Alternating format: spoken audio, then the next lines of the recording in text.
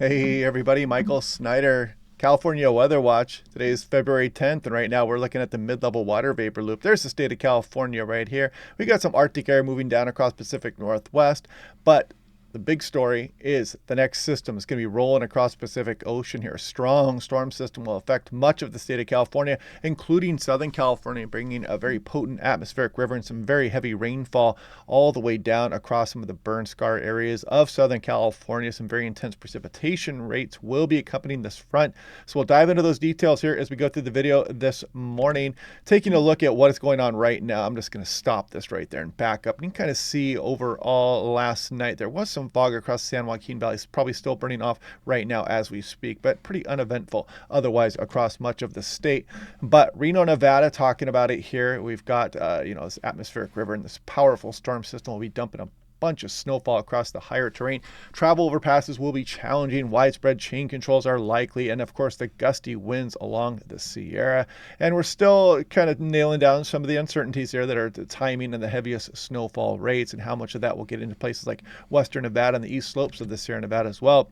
But for the Bay Area, look at this. Big Sur, Gorda, Santa Cruz, 4 to 6 inches, 2 to 3 for San Francisco. Some decent amounts for Sacramento also. And then, of course, higher terrain of the Sierra Nevada and the foothills are going to be subject to some of that flooding potential there as well. There's going to be urban and small stream flooding for some of the city areas here as well. And then some localized flash flooding is possible also.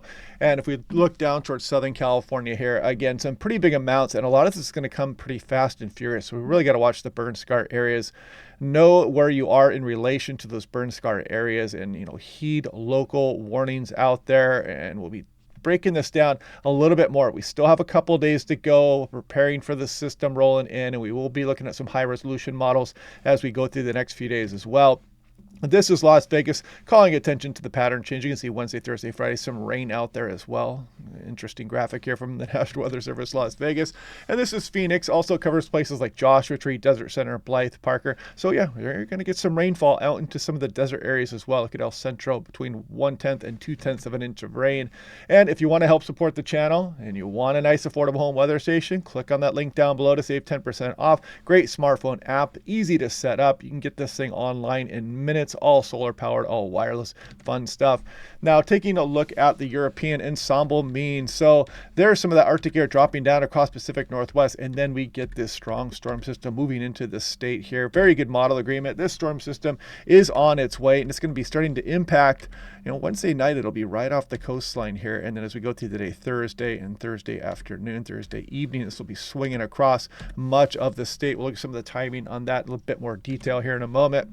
If we look at precipitable water, there goes that dry air mass. Initial slug of moisture is going to prime things across some portions of Southern California and drop some rainfall in advance of this very potent frontal system. Look at this atmospheric river just absolutely burrowing into the central coast, Sierra Nevada, and then it'll be moving down across Southern California. And it's not going to be losing much of its punch. This is going to really bring some heavy rainfall rates with it, even thunderstorm potential there. Some of those narrow cold frontal rain bands. When you look on the Doppler radar, you see those little segments with the very potent precipitation amounts. Those are going to be roaring across Southern California as we go on in through the day Thursday night, and there's Friday morning, the system pushing across Arizona and New Mexico on the day Friday.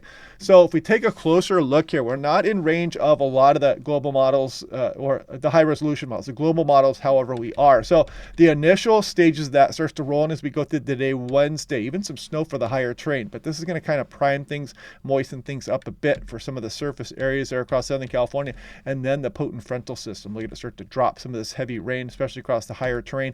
And then this potent frontal system here is going to be moving across the area. Again, as we go through Thursday, it looks like afternoon and evening of the prime period for that very heavy rainfall moving down across the region. Look at that frontal system. It is going to pack a punch all the way across San Diego and down towards Baja before it starts to move out on the day Friday.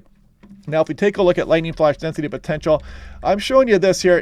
There is a thunderstorm chance with it, but just remember that there is some convective available potential energy and can help really energize some of those narrow cold frontal rain bands as they move across Southern California. So this is going to exacerbate some of the flooding threat there and the fast and furious precipitation rates that will accompany this front as we go on in through the day Thursday into Thursday night.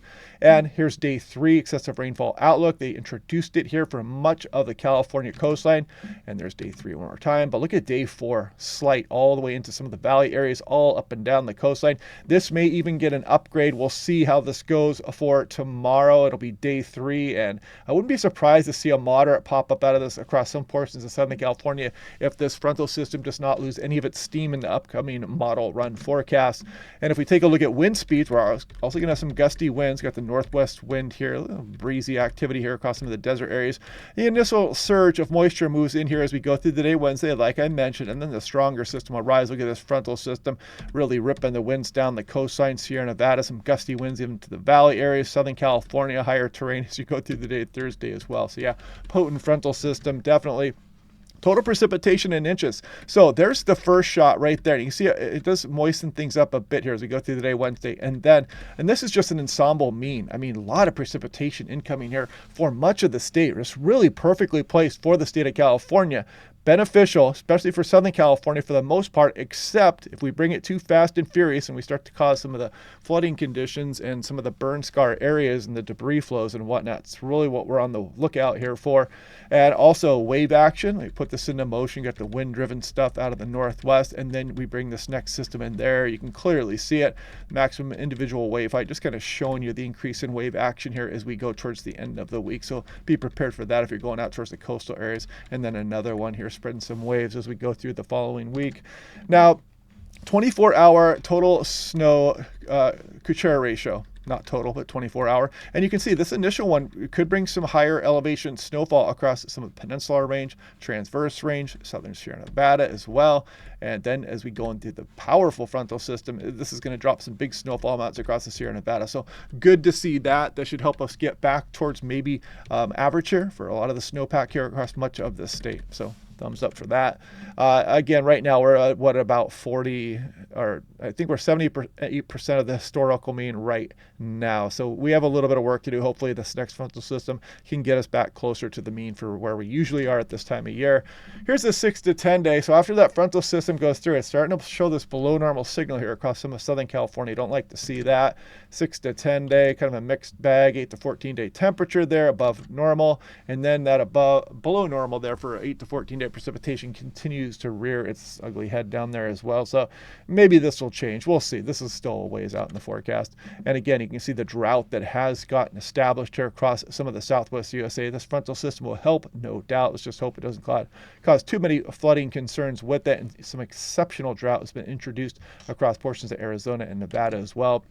But yeah, anyway, as the storm gets closer, we're going to start to dial in some of the details here and the exact timings and just how strong this frontal system is going to be. It does look very potent at this point, and we'll start to look at the high resolution models here over the next 2 days and try to see just which areas specifically are under the gun for the heaviest rainfall. So anyway, hope you guys are having a good day. Otherwise, check back again tomorrow. We will do this all again then, and I will talk to you guys then.